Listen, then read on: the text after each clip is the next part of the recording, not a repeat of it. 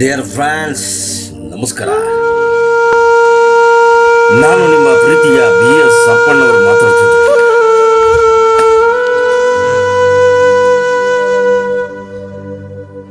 Friends, ಇವತ್ತು ನಾನು ನಿಮಗೆ ಹೇಳ್ತಾ ಇರೋದು ಯಾವುದೋ ಒಂದು ಸಿನಿಮಾ ಕಥೆಯಲ್ಲ.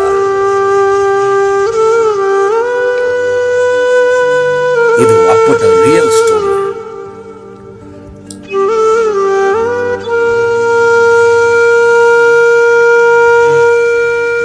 ನೋಡಿ, ನಾನು ಅನ್ನೋದು ಎಲ್ಲರಿಗೂ ಒಂದೇ ಅನ್ಕೊಳ್ತೀವಿ. ಆದರೆ ಈ ಸಮಾಜದಲ್ಲಿ ಕೆಲವೊಮ್ಮೆ ತಾಳ್ಮೆಯ ಕಟ್ಟೆ ಒಡೆದಾಗ ಏನಾಗುತ್ತೆ?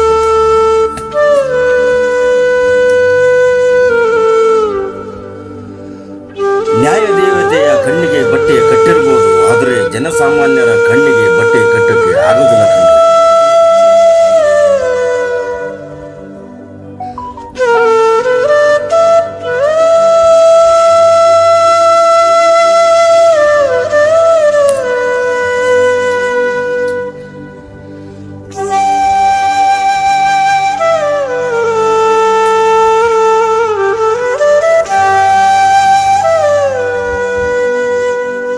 ಘಟನೆ ನಡೆದಿರೋದು ಯಾವುದೋ ಒಂದು ದೇಶದಲ್ಲಲ್ಲ,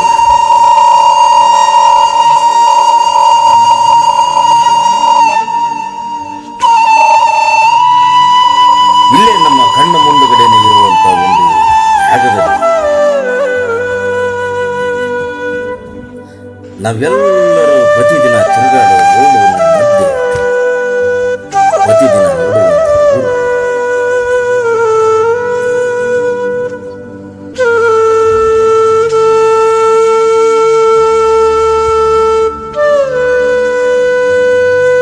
ಈ 3 ಜನ ಮೂರ್ಖರ ಕಥೆಯನ್ನ ಹೇಳ್ತೀನಿ, ಕೇಳಿಸ್ಕೊಳ್ಳಿ.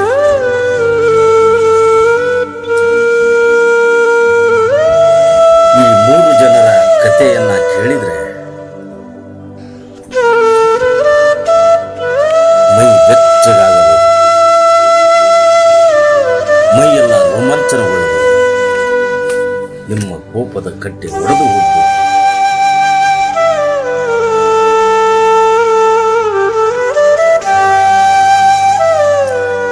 ಈ 3 ಜನ ಮೂರ್ಖರಿಗೆ ತಲೆಯನ್ನ ಬೋಳಿಸಿ ಜನರು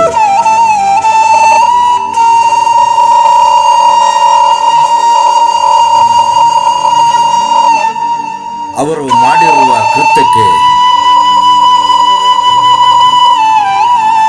ಜನರೇ ಅವರಿಗೆ ತಕ್ಕ ಪಾಠವನ್ನು ಕಲಿಸಿದ್ದಾರೆ. ಯಾವಾಗಲೂ ಅಷ್ಟೇ, ನ್ಯಾಯ ಮಿತಿ ಮೀರಿದಾಗ ಅವರೇ ಪೊಲೀಸರಾಗಿ ಬದಲಾವಣೆ ಆಗ್ತಾರೆ.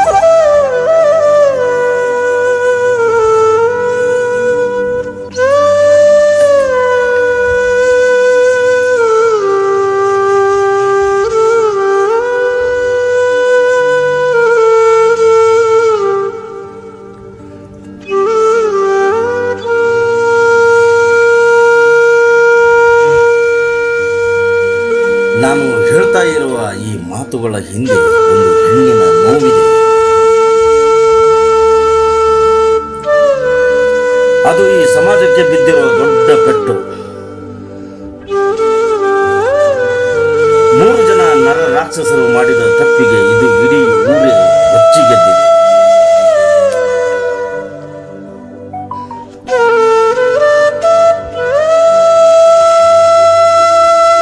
ತಲೆ ಬೋಳಿಸಿ ಅವರ ಅಹಂಕಾರವನ್ನ ಮಣ್ಣು ಮುಕ್ಕಿಸಿ ಕೊನೆಗೆ ಅವರನ್ನ ಕಾನೂನಿನ ಕೈಗೆ, ಅಂದ್ರೆ ಪೊಲೀಸರ ಕೈಗೊಪ್ಪಿಸಿ.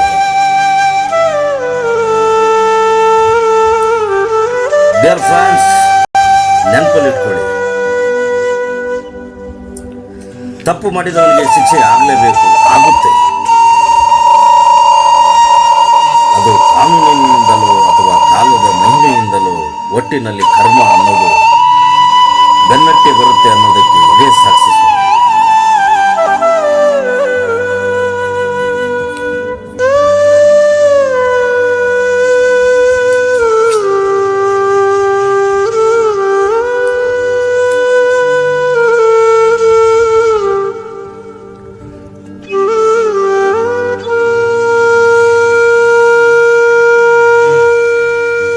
ಅಂದು ಗಲ್ಲಿಗಳಲ್ಲಿ ರೌಡಿಗಳ ತರ ಫೋರ್ಸ್ ಕೊಟ್ಟು ಮೆರೆತಿದ್ದ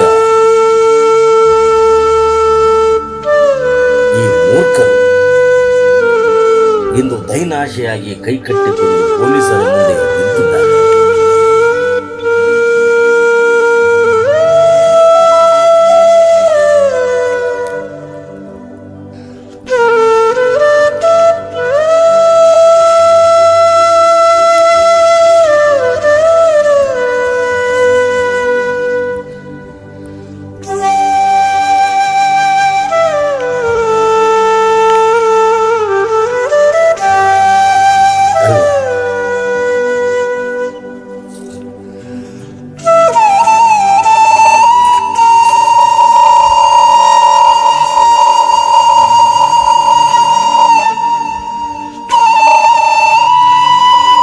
ಜನರ ತಾಳ್ಮೆ ಅನ್ನೋದು ಒಮ್ಮೆ ಒಡೆದರೆ ಅದು ಸುನಾಮಿಯಾಗಿ ಬಿಡುತ್ತದೆ.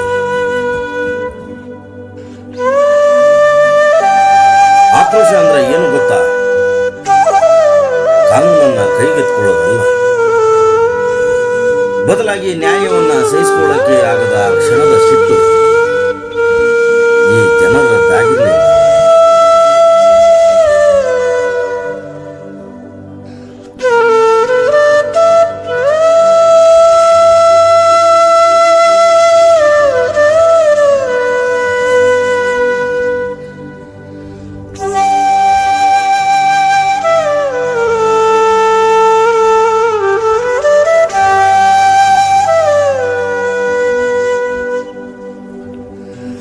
ಇವತ್ತು 3 ಜನರನ್ನ ಪೊಲೀಸರಿಗೆ ಒಪ್ಪಿಸಿರಬಹುದು, ಅವರಿಗೆ ಶಿಕ್ಷೆಯೂ ಆಗಬಹುದು.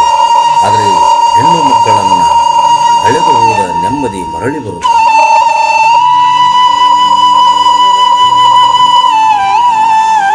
ಆಕೆಯ ಮನಸ್ಸಿಗೆ ಬಿದ್ದ ಗಾಯಕ್ಕೆ ಯಾವ ಮುಲಾಮು ಹಚ್ಚುತ್ತೀರಿ?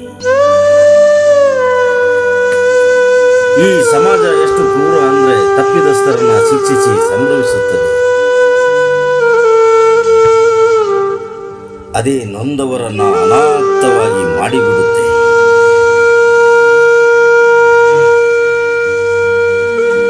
ಡಿಯರ್ ಫ್ರೆಂಡ್ಸ್, ಯಾವಾಗ ಈ ನಾಡಿನಲ್ಲಿ ಹೆಣ್ಣು ಮಗಳು ಮಧ್ಯರಾತ್ರಿಯಲ್ಲಿ ನಿರ್ಭಯವಾಗಿ ಓಡಾಡುತ್ತಾಳೋ ಅಂದೇ ನಮಗೆ ಸ್ವತಂತ್ರ ಅಂದ್ರು ಗಾಂಧೀಜಿ. ಆದರೆ ಇವತ್ತು ಹಗಲು ಹೊತ್ತಿನಲ್ಲೇ ನರ ಮೃಗಗಳು ಹಂಚು ಹಾಕ್ತಾ ಕೂತಿವೆ.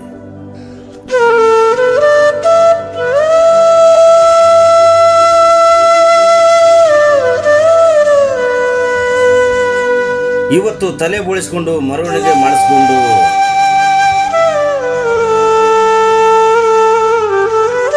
ಪೊಲೀಸ್ ಠಾಣೆಗೆ ಮೆಟ್ಟಲಿರುವ ಈ ಪ್ರಕರಣದ ಹಿಂದಿನ ರೋಚಕ ಕಥೆಯನ್ನು ಹೇಳ್ತೀನಿ, ಕೇಳಿಸ್ಕೊಳ್ಳಿ. ಒಬ್ಬ ಅಮಾಯಕ ಹೆಣ್ಣು ಮಗಳನ್ನ ಅಮಾನೀಯವಾಗಿ ನಿರ್ಜನ ಪ್ರದೇಶಕ್ಕೆ ಹೊತ್ತೊಯ್ದು ಆಕೆಯ ಮೇಲೆ ಅತ್ಯಾಚಾರ ಎಸಗಿದ 3 ಜನ.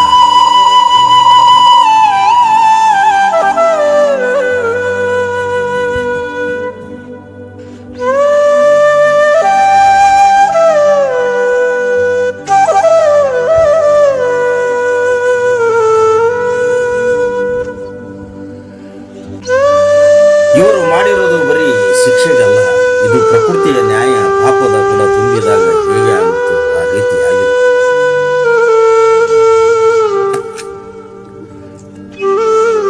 ಡಿಯರ್ ಫ್ರೆಂಡ್ಸ್, ಈಗ ನಾನು ಮಾತಾಡ್ತಾ ಇದ್ದೀನಿ.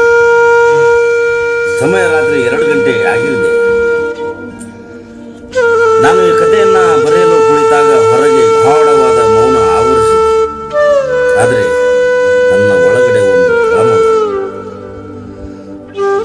ಆ ಚಿತ್ರವನ್ನ ನೋಡಿದ ಮೇಲೆ ನನಗೆ ನಿದ್ರೆ ಬರುತ್ತಿಲ್ಲ.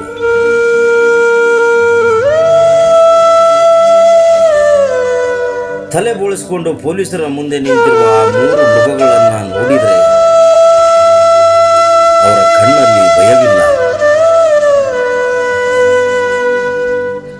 ಬದಲಾಗಿ ಸಿಕ್ಕಿ ಬಿದ್ದವೆಲ್ಲ ಎಂಬ ಪ್ರಕಾಶವಿದೆ. ನೋಡಿ, ಈ ಸಮಾಜಕ್ಕೆ ಏನಾಗಿದೆ? ಮನುಷ್ಯ ಯಾಕೆ ಇಷ್ಟು ಕ್ರೂರಿಯಾಗಿದ್ದಾನೆ?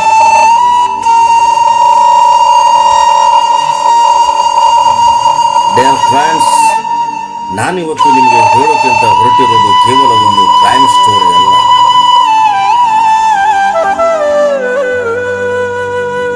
ನಶಿಸಿ ಹೋಗುತ್ತಿರುವ ಮಾನವೀಯತೆಯ ಮರಣಶಾಸ್ತ್ರ.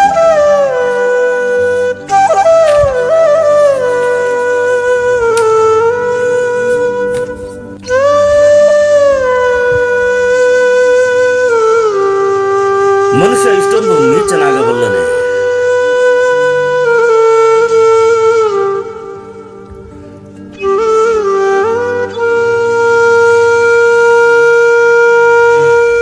Dear friends, ಅಸಲಿ ಕತೆ ಸ್ಟಾರ್ಟ್ ಆಗಿದೆ ಇಲ್ಲಿಂದ.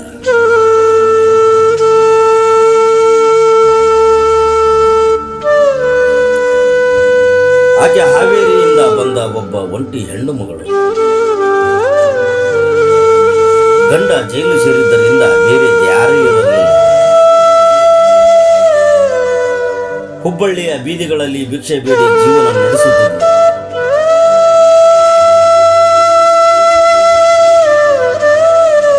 ಆಕೆಯ ಅಸಹಾಯಕತೆ ಮತ್ತು ಮಾನಸಿಕ ಅಸ್ವಸ್ಥತೆಯಲ್ಲಿ ಬಂಡವಾಳವನ್ನಾಗಿ ಮಾಡಿಕೊಂಡ ಈ ರಾಕ್ಷಸ ಆಕೆಯನ್ನು ಹರಿದು ಮುಕ್ಕರಿಸಿದರು.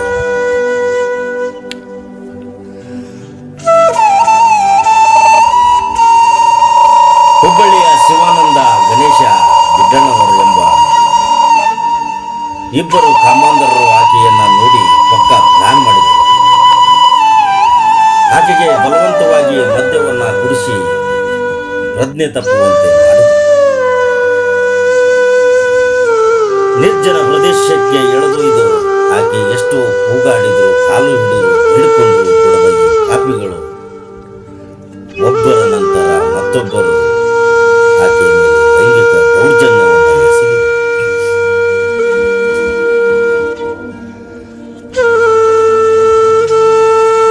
ಅಷ್ಟಕ್ಕೆ ಇವರ ವಿಕೃತಿ ನಿಲ್ಲಲಿಲ್ಲ.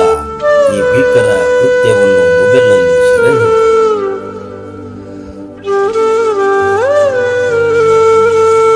ಈ ವಿಕೃತಿಯನ್ನ ಪ್ರದೀಪ್ ಎಂಬುವನು ಸಾಮಾಜಿಕ ಜಾಲತಾಣಗಳಲ್ಲಿ ಹರಿಬಿಟ್ಟ. ವಿಡಿಯೋ ವೈರಲ್ ಆಗ್ತಿದ್ದಂತೆಯೇ ಜನರ ಆಕ್ರೋಶದ ಕಟ್ಟಿ ಒಡೆಯುವುದು. ಫ್ರಾನ್ಸ್ ಕೆರಳಿದ ಸಾರ್ವಜನಿಕರು ಆ ಕಾಮುಕರನ್ನ ಹಿಡಿದು ಸರಿಯಾಗಿ ಥಳಿಸಿ ಅವರನ್ನ ತಲೆ ಬೋಳಿಸಿ ಪೊಲೀಸರಿಗೆ ಒಪ್ಪಿಸಿದರು.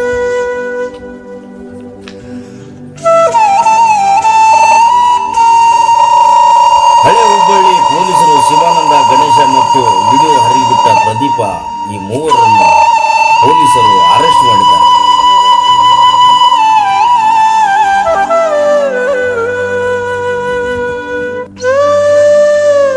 ಅವರ ಮೇಲೆ ಅತ್ಯಾಚಾರ ಪ್ರಕರಣ ದಾಖಲಾಗಿದೆ.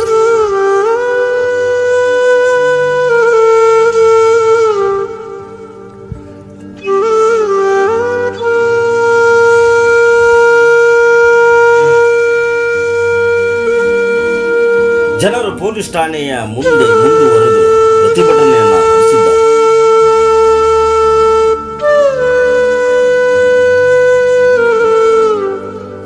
ಮಾನವೀಯತೆಯ ಮೌಲ್ಯಗಳು ಎಲ್ಲಿ ಎತ್ತ ಸಾಗುತ್ತಿದೆ ಪ್ರಯಾಣ. ಭಿಕ್ಷೆ ಬೇಡಿ ಹೊಟ್ಟೆ ತುಂಬಿಸಿಕೊಳ್ಳುತ್ತಿರುವ ಜೀವಕ್ಕೆ ನ್ಯಾಯ ಬೇಕು. ಆಕೆ ಅನುಭವಿಸದ ನರಕ ಯಾತನೆಗೆ ಆ ಮೂವರು ಪಾಪಿಗಳಿಗೆ ಜೀವವಿಧಿ ಕಟಕಟೆಯಲ್ಲಿ ಹೊಳೆಯಬೇಕು. ಈ ಸಮಾಜದ ಕೆಟ್ಟ ಹುಳಗಳನ್ನು ಕಿತ್ತೆಸೆಯುವ ಕಾಲ ಯಾವಾಗಲೂ.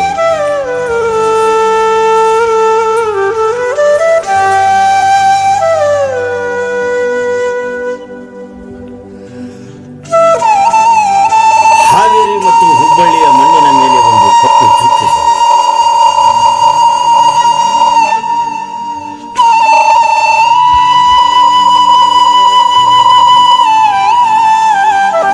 ಡಿಯರ್ ಫ್ರೆಂಡ್ಸ್, ಅಂದು ನಡೆದಿದ್ದೇನು ಗೊತ್ತಾ?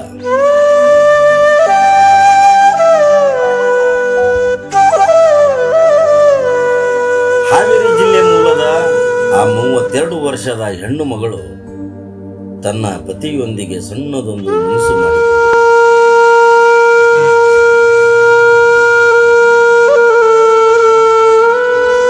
ಯಾವುದೋ ಒಂದು ಅನಾಮಿಕ ಕಾರಣದಿಂದ ಗಂಡ ಜೈಲಿಗೆ ಹೋಗಿದ್ದ. ಬದುಕಿನ ಬಂಡಿಯನ್ನು ಸಾಗಿಸುವವರಲ್ಲಿ ಆ ಹೆಣ್ಣು ಮಗಳ ಕಲ್ಲಾಂತರತೆ. ನೆಮ್ಮದಿಗಾಗಿ ಹುಬ್ಬಳ್ಳಿಯತ್ತ ಮುಖ ಮಾಡಿದ್ದ ಆ ಹೆಣ್ಣು ಮಗಳು ಹುಬ್ಬಳ್ಳಿ ನಗರಗಳಲ್ಲಿ ಭಿಕ್ಷಾಟನೆ ಮಾಡಿಕೊಂಡು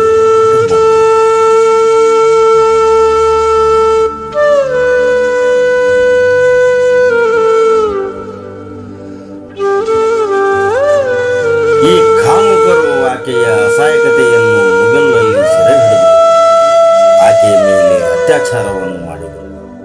ಸಾಮಾಜಿಕ ಜಾಲತಾಣದಲ್ಲಿ ಹರಿಬಿಟ್ಟು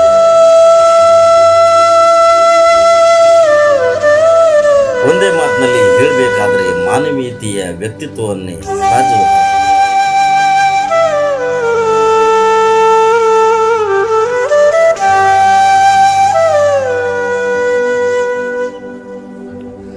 ಈ ನಾಡಿನ ಹೆಣ್ಣು ಮಕ್ಕಳನ್ನು ದೇವತೆಯನ್ನಾಗದಿದ್ದರೂ ಪರವಾಗಿಲ್ಲ, ಕನಿಷ್ಠ ಅವಳನ್ನು ಮನುಷ್ಯಳನ್ನಾಗಾದರೂ ಕಾಣಬಾರದು. ಈ ಮೂರ್ಖ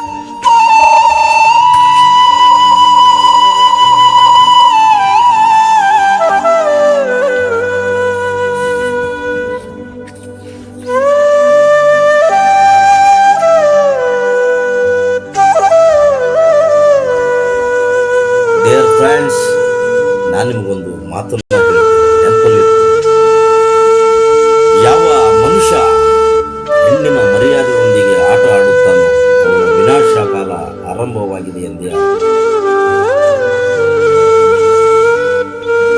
ಇದು ಅಂತಿಮ ನ್ಯಾಯದ ಆರಂಭ.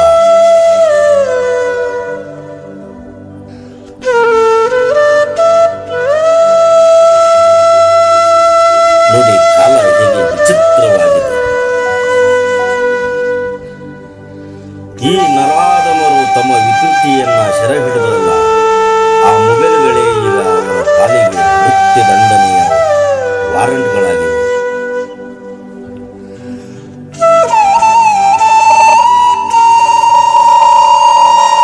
ಪೊಲೀಸರು ಆ ಫೋನ್ಗಳನ್ನು ಈಗಾಗಲೇ ಫೋರೆನ್ಸಿಕ್ ಸೈನ್ಸ್ ಲ್ಯಾಬೊರೇಟರಿ ಕಳಿಸಿದ್ದಾರೆ.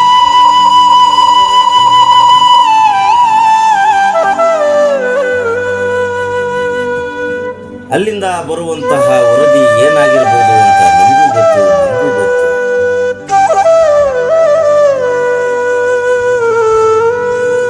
ಈ ಪ್ರಕರಣದ ಬೆನ್ನು ಮೂಳೆಯಾಗಿದೆ ಆ ವಿಡಿಯೋಗಳು.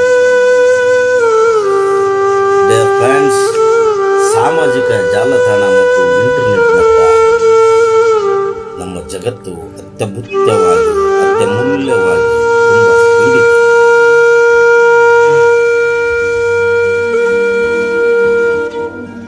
ವಿಡಿಯೋಗಳನ್ನು, ಸಾಕ್ಷ್ಯಗಳನ್ನು ನಾಶ ಮಾಡಲಿಕ್ಕೆ ವಿಡಿಯೋಗಳನ್ನು ಎಷ್ಟೇ ಪ್ರಮಾಣದಿಂದ ಡಿಲೀಟ್ ಮಾಡಿದ್ದು ಮತ್ತೆ ರಿಕವರಿ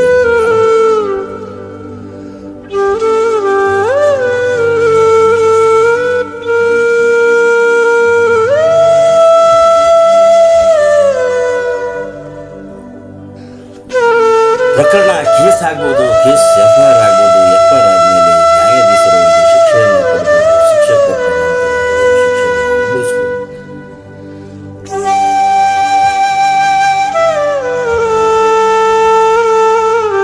ಆದರೆ ಈ ಹೆಣ್ಣು ಮಗಳು ಅನುಭವಿಸಿದ ನರಕ ಯಾತನೆಯನ್ನ, ಈ ಹಸಿದ ತೋಳಗಳು ಮಾಡಿದ ತಪ್ಪಿಗೆ ಒಂದು ಕುಟುಂಬ ಬೀದಿಗೆ ಬೀಳಬಾರದಲ್ಲ. ಅಂಗಳಲ್ಲಿ ಹೆಣ್ಣಿನ ಆಕ್ರೋಶಕ್ಕೆ ಜಯ ಸಿಗುವವರೆಗೂ ಹೋರಾಟ ಮಾಡಬೇಕು.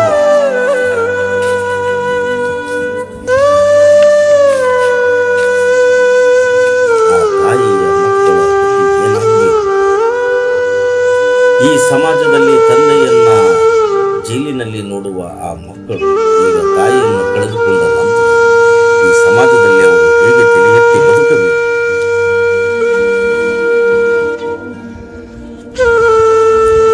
ಇಂಥ ಒಂದು ಪ್ರಕರಣದಲ್ಲಿ ಈಗ ಜೈಲು ಸೇರಿರುವ ಇವರು ಇದೇ ಗತಿ ತಮ್ಮ ಹೆಂಡರು ಮಕ್ಕಳು ಬಂದರು. ಫ್ರೆಂಡ್ಸ್, ಮತ್ತೊಂದು ಶೀರ್ಷಿಕೆಯೊಂದಿಗೆ ಮತ್ತೆ